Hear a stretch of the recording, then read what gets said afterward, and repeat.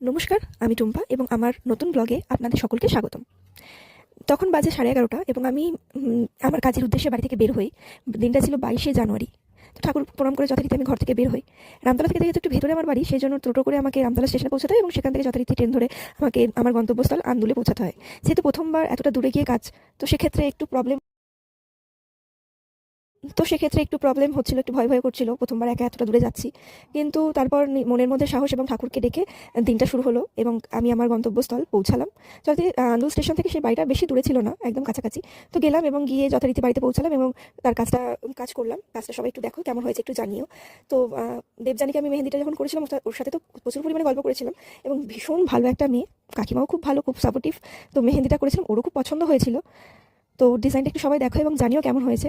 এই প্রথম ব্লগ করছি, তো একটু অসুবিধা হচ্ছে, একটু ভয়ও লাগছে কেমন হবে না হবে। তো কাজ শেষ করলাম এবং কাজ শেষে সন্ধ্যের দিকটা করে বাড়ি ফিরলাম। এটা হচ্ছে আন্দুল স্টেশন।